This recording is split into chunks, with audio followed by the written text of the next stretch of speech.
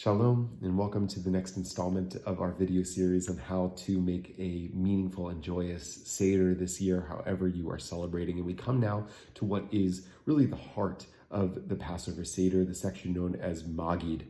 Maggid means telling, and it's the heart of the Seder because the essence of what we're called to do at the Seder is to retell the story of the Exodus from Egypt. Now, many of us might have memories from family seders, our own seders, of that seder leader who insisted, or member, participant at the seder who insisted that we read every single word of the Haggadah. And Maggid is the largest, by a long shot, section of the Haggadah. And so someone that believes that you have to read every single word or you haven't fulfilled your obligation, and that you might speed read it in Hebrew, you might read it in English, whether it's meaningful, whether it's relevant, it doesn't really matter as long as you get through all the words. And I'm here to tell you that that is categorically not true. The point of Maggid is exactly what the name suggests. Maggid, tell the story. Tell the story. Tell it to your children who might be present, tell it to your parents who might be present, tell it to your friends who might be present, even if virtually. Tell it to yourself if you're having your own Seder. And in fact, Jewish law even has a passage that says that if you are observing the Seder for yourself, you ask yourself about the uniqueness of the night of Passover and questions related to the Exodus, and you tell yourself the story.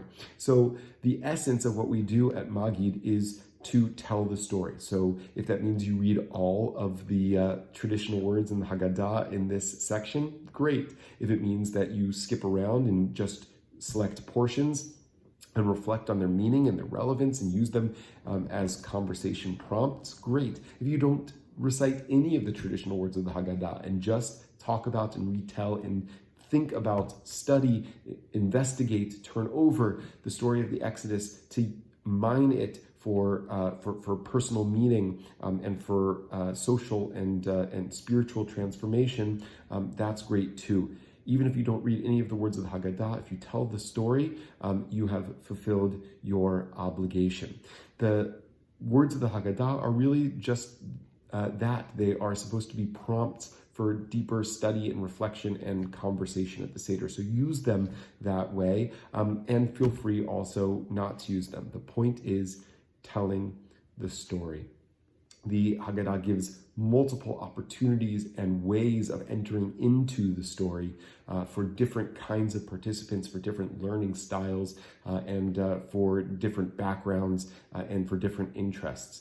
So see them that way, see them as avenues and opportunities, but not as expectations. The essence is telling the story. And why is that the essence of the Seder? Why is that so important? And I want to share a thought, a reflection from my recent book, 30 Days of Liberation, on this subject.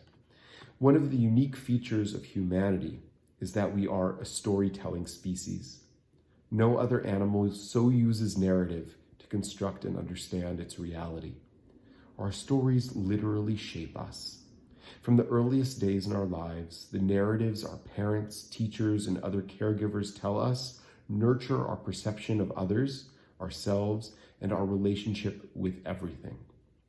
Thus, the central imperative of the Exodus narrative is not to cultivate personal liberation or even to redeem the oppressed, important though those lessons derived from the story may be. Rather it is, and on that day you shall tell your child, a command that shapes the primary ritual of Passover, the Seder, and the central part of the Seder, Maggid. The instruction to tell our children the story of Passover is not to remember the history per se, nor is it to teach our children about their heritage. Rather, it is to shape them and us into people whose relationship to reality is rooted in the narrative. Only through the act of telling the story can we come to see ourselves as if we personally went out from Egypt. And only then can we see how we are still slaves or pharaohs, how others are oppressed or oppressors, and to know on which side of our reality, understood in the shadow of the story, we are called to stand. And finally, I want to offer that this ritual of Maggid is because we don't only create our stories. In a way, our stories create us. We construct narratives to make sense of our lives, and those stories become the basis for how we perceive and relate to the world. The person shaped by the Exodus sees life through the lens of God's loving care. The Exodus affirms that the trajectory of life is from degradation to dignity, that no one and no thing may be enslaved, that the most grievous sin is a hard heart, and that we are bound up in the destiny of a larger community, responsible to others.